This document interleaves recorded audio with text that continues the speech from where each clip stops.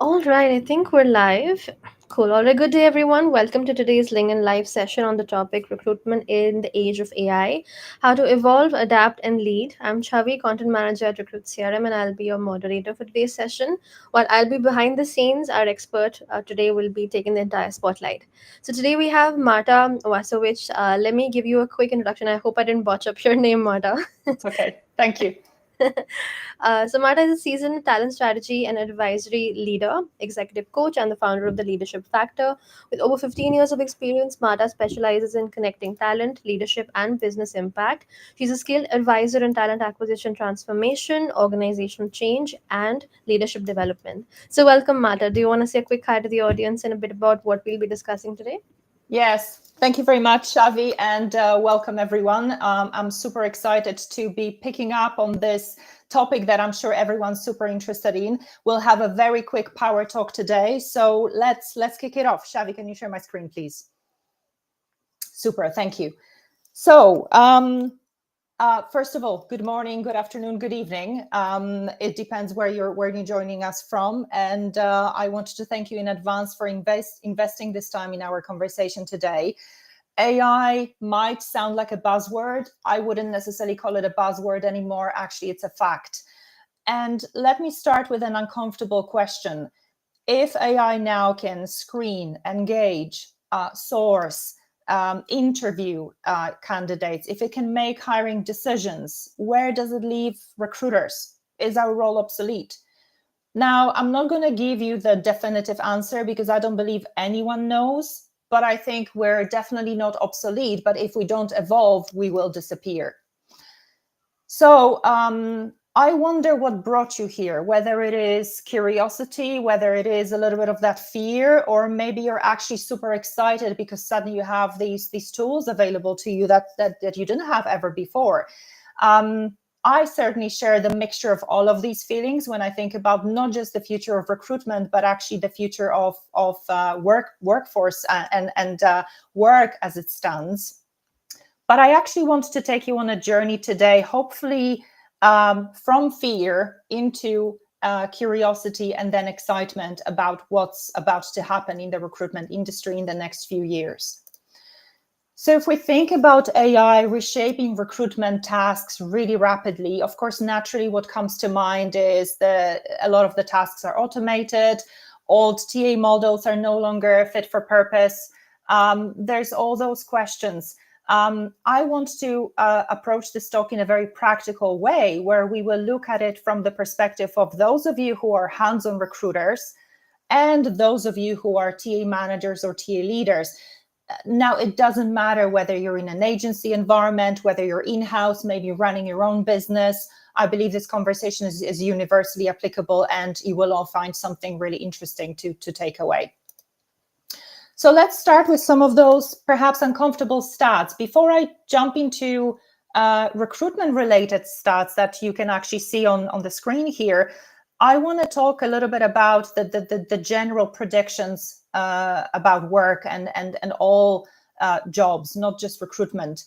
The so-called San Francisco consensus, which is effectively all the companies that are at the forefront of developing AI tools and AI models these days, and they just all happen to be based in San Francisco, they actually predict that within the next 12 months, all programming tasks are actually going to be replaced by AI. Now, within the next 3 to 5 years, we'll have something called the general intelligence, also known as AGI, which effectively what it means, AI will no longer need human input and human intervention to actually become better and scalable and evolve model after model, model after model, and become better. What that means effectively is that pretty much most of the roles will actually be replaced, or AI will be capable of performing most of those roles. It does sound scary, it does sound threatening, but I also see an opportunity there, because if you think about it, suddenly all of us will have access to that general intelligence literally at our fingertips, something that we've never had before. So the question is, what are we going to do with it? Now, to bring it a little bit closer home, and at the end of the day, we're talking about recruitment, right? If you think about how it's evolved and where we are today, in the UK specifically, approximately 70% of UK employers actually already use AI in recruitment, at least with one of the stages of the funnel, which is typically scheduling, initial CV reviews, or sometimes automated outreach. Now, LinkedIn also reports that 74% of global TA teams already embed AI in their workflows at some point of their funnel, right? So we have large adoption. And I believe if we have this conversation, perhaps in a year's time, I think those numbers will be at 100%. In fact, the only reason that we see the top reason that we see today where companies don't adopt AI, not just in recruitment, but generally is leadership hesitation. We're also seeing that 99% of hiring managers actually use AI. But what's interesting is that 93% still want human judgment, which is, I believe, a huge opportunity for us still in recruitment. And I'll get to that a little bit later. What I said earlier is that AI is automating our activities. That mostly happens within the admin-heavy tasks of our jobs, right? I mean, one thing that I've always heard within my experience as a TA leader, or even more recently within my consulting engagements with my clients leading large TA organizations, is if only we didn't have to spend so much time on those pain in the backside administrative tasks. Well, the good news is that AI is saving you approximately 4.5 hours on average per week, right, from those administrative tasks. The bad news also is that AI is saving you that time.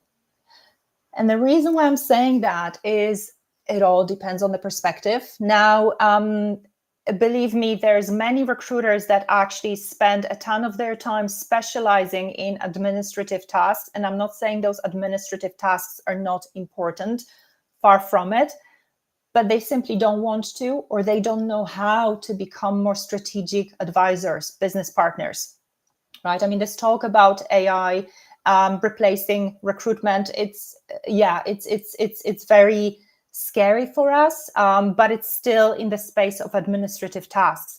What that means, however, is that we need to shift away from the administrative tasks and actually become true business partners. The problem is that we don't know really what that means, or we've never been taught how to. There's also some other opportunities that AI presents with some of the challenges that it still has embedded within it. And guess what? AI struggles with fairness and nuance. It struggles with bias.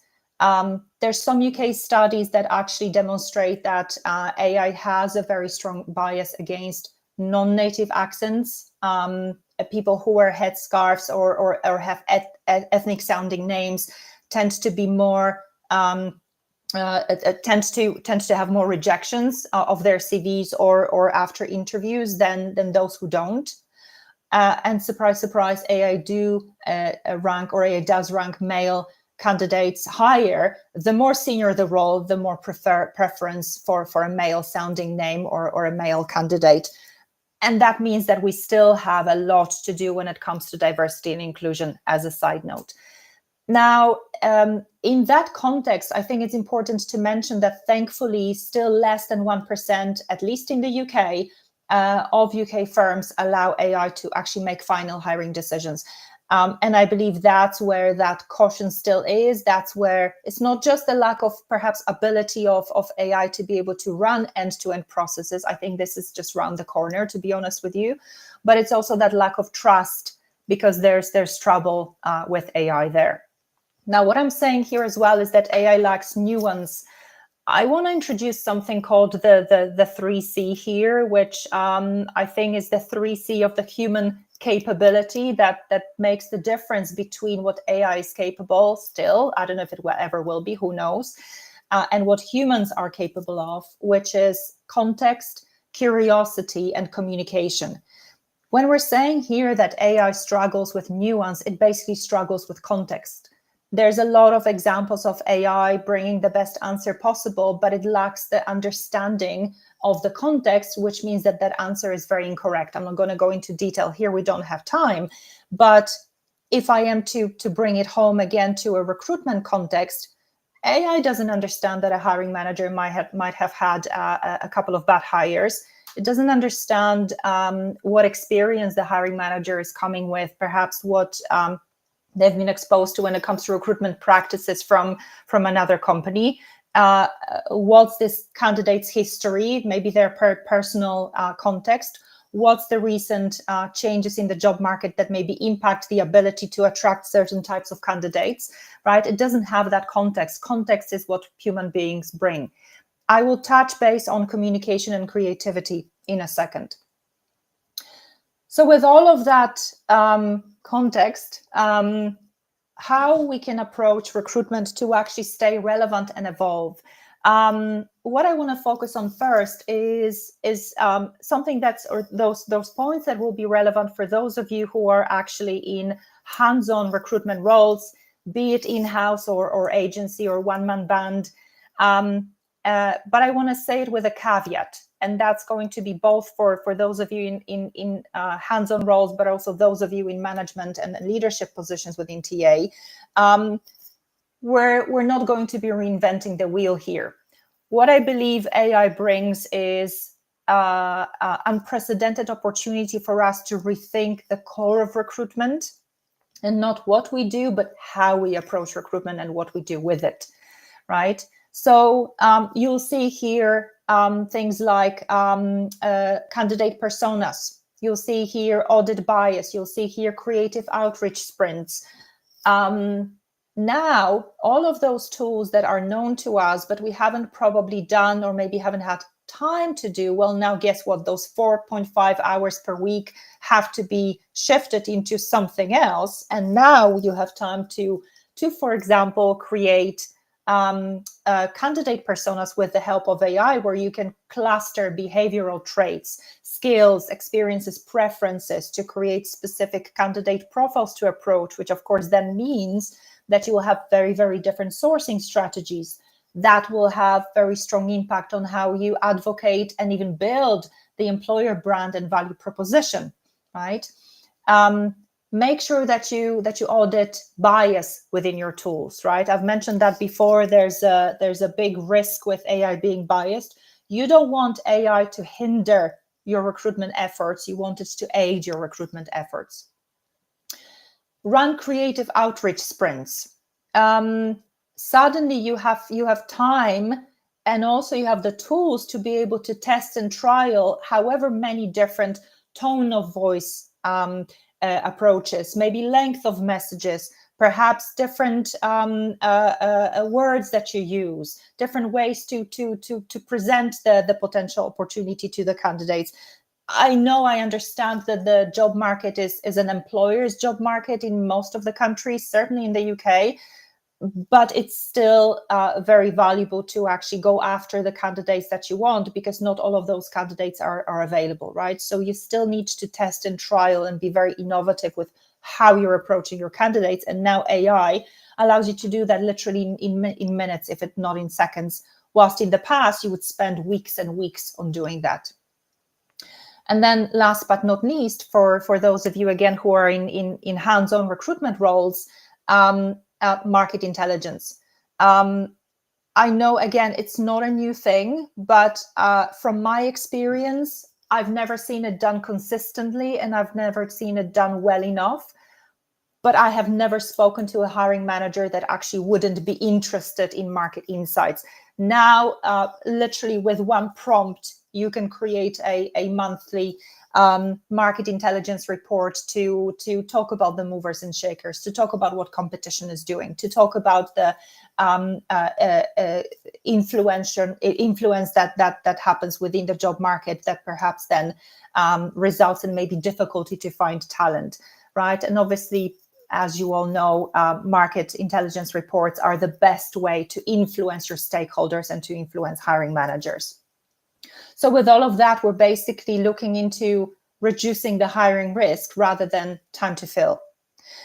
And that is a brilliant segue for me to shift into the content that's actually very directly relevant to those of you who are in management or TA leadership positions, and what you can do and focus on to stay relevant and to evolve your teams rather than become irrelevant and effectively disappear as a function, which none of us want. I would actually want to first say that I believe there needs to be a big revolution that needs to happen within TA, within recruitment, when it comes to what we measure and how we set KPIs. And you see it as the last point in my slide, but actually I think it's one that's probably maybe the first one that we can address and should address when we're thinking about running our TA organizations and teams. Now, TA recruitment has been traditionally totally in love and blinded by time to fill metric, right? Time to fill, sometimes seats filled or number of roles closed, right? But we've been really focused on efficiency. Now, you can no longer boast about constantly decreasing time to fill because you're praising what AI does. Because effectively AI will naturally speed up your processes, right? So you will gain your time to fill efficiencies. That's no longer the core metric that business will also be interested in, and to be honest, they're rarely interested in that really. What you can shift and what I believe you should shift towards is quality of hire, predictive retention, and then manager and candidate trust. And I want to pause for a few seconds around those three, because and those of you who are in TA Ops will probably agree with me that AI now opens up so much ability to report on a variety of variables that we haven't had any, I'm not even going to say control, any influence over. And I don't believe that's the case. I believe TA has very, very strong influence over retention. Obviously, quality of hire measured several months or even 12 months after the point of hire. But we just never had the data available to us. Now, not only AI inputs the data, so the data in is high quality, that means that AI can also make predictions and assessments and make data insights available again at the fingertips. So we can look at predictive retention, we can look at manager and candidate trust. I'm saying trust consciously, not just satisfaction. I know you already measure satisfaction. I think trust goes further and deeper. The second thing I would say you need to focus on if you're in TA management or leadership position is actually your team capability. I would think reskill instead of replace. Now, if you think about those, again, I'm going to refer back to those average 4.5 hours time saved per recruiter per week in the UK, at least. What are your recruiters doing with the rest of that time? Are they equipped with the skills and understanding, very often more systemic understanding, to become business partners? Do you train them on that? Do you measure them on that? And I think also, does your TA model, does your team TA model actually support those different behaviors? So redesigning teams, maybe being more capability based and not volume based. So it's not the size of the team, but it's the skill mix of the team that matters. An idea, agile pods or embedded advisory models where your team, for example, are hybrid between centralized model and maybe actually being embedded with your stakeholders, right? So a few ideas for you there. So you might think, okay, Marta, that all sounds fantastic and great, but I appreciate you're all at very different points of this journey when it comes to embedding AI, when it comes to using AI, when it comes to even being skilled to know how to work with AI. Where do you even start? You don't have to invest heavily in TA tools. And as you've noticed, I'm not completely mentioning anything about the latest and greatest in terms of tools or software within the TA industry. This is not what this talk is about, because the best tools won't make the best person, the best professional, right? I mean, we all have access to the same tools, and yet some of us are great with them, some of us aren't. So what I'm focusing on is some of those things that you can do to change your mindsets and capabilities. First of all, if I were to start, I would start on that 10% bias audits, right? Make sure that you don't miss out on candidates, make sure you don't open up to discrimination, make sure that AI is actually adding value rather than, like I said, hindering your activities. The A/B tests, in terms of outreach, use AI tools to do that. Test and trial your voice that you're using when you're approaching the candidate market. Test and trial the voice that you're using when you're building your employer brand. Now you can do it very quickly, very easily. You don't have to be great with your words. AI can be, but you need to be creative enough to do that. One thing I didn't mention earlier when it comes to running TA teams and organizations in the context of my 3C theory, creativity, right? So we need to be creative and understand how we can do what we've always done differently. But your teams need to have psychological safety to actually be able to take risks and be able to be creative with those different approaches, and sometimes challenge the status quo in a healthy way, right? So they need to, your structure, but also your organizational culture needs to support that. And the last thing I'll say in terms of how you're maybe starting, maybe playing with AI, or maybe you're already quite advanced. Typically AI, I would think, would be way more prevalent when it comes to volume-based hiring. But if you're also trialing AI in your senior high-risk roles, niche type of roles hiring, I would say keep the human touch there, keep the human leading the way. Because what I believe recruiters need to become in this new world really is ethical gatekeepers. They will be the context translators, and then they will become the trusted brand advocates. So some of the value that I want you to take away from this conversation today, and hopefully that presented itself, is I want to really highlight that the value of recruiters and the value of recruitment teams is no longer in activity, it is in insight. The stakeholder alignment will lead to long-term relevance. Stakeholder alignment and the depth of the understanding of the business and us solving. I mean, recruitment is a business problem. We should simply solve it, right? We're not putting bums on seats, we're solving business problems. And then AI should actually amplify your value, and you need to find the ways of how to do that rather than replace it. But again, the power is in your hands. So what's next? I mean, if this talk has sparked interest, question, uncertainty, or you simply want to have a chat and connect and discuss your role or your organization, I'm more than happy to discuss that in the context of, for example, systemic team development coaching, maybe upskilling your recruiters in the 3C context, creativity and communication, or perhaps even talk about how your organization is structured to support AI evolution and TA evolution with it. So with that said, thank you very much for your time. We still have a few minutes for questions. So back to you, Xavi. All right, thank you so much, Madhav. That was amazing, and we have quite an audience sitting. Cool. So let's dive into a live Q&A round. So in case, like Martha just mentioned, if anybody had any questions throughout the discussions, if anything sparked your interest, and if you want to ask something, now's the time. We'll be taking some questions live. So yeah, I'll keep an eye on the chat to see if anybody has any questions.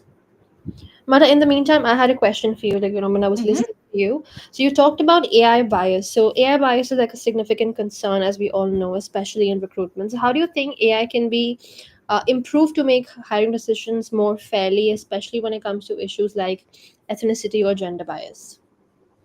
You know, it all comes from us, unfortunately. Fortunate or unfortunately, obviously, we've been trying to fix bias within ourselves. I mean, I myself delivered numerous unconscious bias training in the past, but yet still AI makes the decisions based on what is observed in the past. So being very conscious with how we're prompting, if we're using GPT models when we're creating prompts. If you're using in-house software that can be edited, that can be taught. I mean, AI is a learning tool, right? It's a self-learning tool, but you can also teach it certain behaviors. Make sure that you bring that missing context onto the table and actually talk about bias and talk about specifically not rejecting candidates because of XYZ, be it gender, whatever that might be, right? Or even remove that as a consideration. So be very, very conscious about it, as you should be about an unconscious bias. Same approach to, I would say, to AI as you would approach yourself or other human beings. Hopefully this helps. Yes, Marta, that was perfect. So before I move on to the question that we received, we actually had a comment that I wanted to highlight. So we had someone named Nick Camp. He mentioned, "I hope Marta sees Hi, this, Nick. but I used to work with her. She was the best manager I've ever had at Gartner." Yeah, but I think he's dropped off. But I thought I'd bring this comment to you.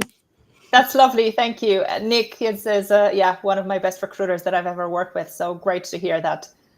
Awesome. I hope he sees this. Yeah. All right. Well, we have a question. We have an attendee asking, for teams just beginning to implement AI tools, what's the best starting point? Should they invest in a specific AI software or start small with integrations to existing systems? You know what, my opinion, thank you very much, first of all, for that question. And I love that you're starting to think about how do you actually start with AI, right? I wouldn't go big and go fast. Definitely. I'm a huge advocate of iterative approach in really anything I do, be it from, implementing projects to actually, big purchases for a TA function. Start small, start with simple GPT models, even use some of the free tools if your IT security allows that, right? And if you have if you have a budget to purchase tools, I would start probably with more basic CRM functions that allow you automation and some elements of AI. So you have full control over how it develops and whether it does represent your brand and it does represent your TA capabilities or not. So yeah, that would be my advice to you. But thank you for the question. All right. Thank you, Marta. We have another question. They're asking, what would you say to a recruiter or TA team that is hesitant about adopting AI due to concerns about job security or the complexity of integrating AI with their current systems? We typically fear what we don't know or don't understand. So I'm going to respond to it in a way. Probably the question is with the capability of your team to understand how to use AI and how to work with it as a tool. I mean, AI is a tool like any other. We need to learn how to use it to our benefit and to achieve the goals. But also it's probably the fear comes with the maybe lack of understanding or lack of capability of what else your teams, your recruiters could do if suddenly those basic tasks that they're so attached to are supported, aided or even replaced by AI. So again, I would shift the focus to, if you were to define what does it mean in your organization to be a business partner, to be a business advisor, what kind of tasks and what kind of behaviors would that actually translate into? And then does your team have those capabilities and skills, or do they need training or upskilling or coaching or whatever that might be, right? So I would approach it from those two angles. Hopefully that helps. All right, thanks, Marta. I think those are all the questions we have in the chat. Mm-hmm. Actually, Wonderful. I actually have one question for you from my end. So we also discussed the importance of aligning with stakeholders, right? So what Mm-hmm. are some practical steps that TA teams can take to ensure their KPIs are more outcome driven and aligned with business needs more? I had a interesting conversation with one of my friends within the TA community, and she did ask me, "Okay, Marta, I have this difficult stakeholder. He just never listens to me. He just doesn't do what I need him to do." And I asked her, "But what does he actually really want? What does he really need from you?" "Well, he just wants the role filled." And I'm saying, "Are you sure that's the only thing he needs?" Right? Dig deeper. Ask more informative questions. You may have noticed from my profile, I'm also a coach. I love using coaching skills in pretty much any context and any situation, and particularly when you're trying to understand your stakeholders.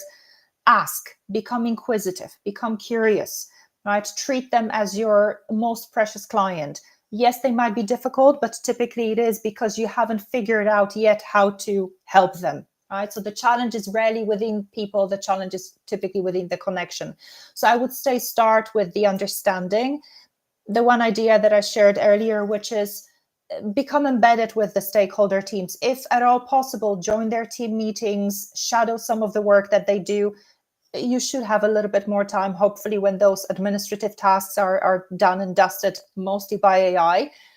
Try to become one with the team, with the stakeholder, understand their motivators, their KPIs, their drivers, their challenges, and then that will help you meet their expectations much better. I don't believe we do that. I think we all know that we should do that. I don't think I'm sort of, reinventing the wheel here necessarily, but I think now is the time that we actually have to do it. Otherwise, we simply won't evolve as an organization, as a function. Okay, thank you so much, Marta. So yeah, I think that's it for today. Those are all the questions we have. Thank you for that amazing session. Do you have any closing remarks for the audience before we wrap up? I'm great. I mean, it's been a learning for me, and I've gathered a lot of insights around AI. And I'm telling you, the landscape changes every single day. So if you have an opportunity to join more of those AI conversations, I know CRM Recruit will be organizing more conversations on that topic with other specialists in the field. Do listen to it, do make your own judgments, make your own opinions, because like I said, it's evolving on a daily basis. But it's been a pleasure. Thank you so much for your time. All right, thank you so much, Marta. I really appreciate the kind words. So yeah, don't forget to connect with Marta on LinkedIn and check out her company. I've dropped the links in the chat already. And if you'd like to learn a bit more about Recruit CRM, you can visit our website. And if you're interested in exploring our ATS in more detail, we also have a free demo and a no commitment free trial as well. So you can sign up for either of those.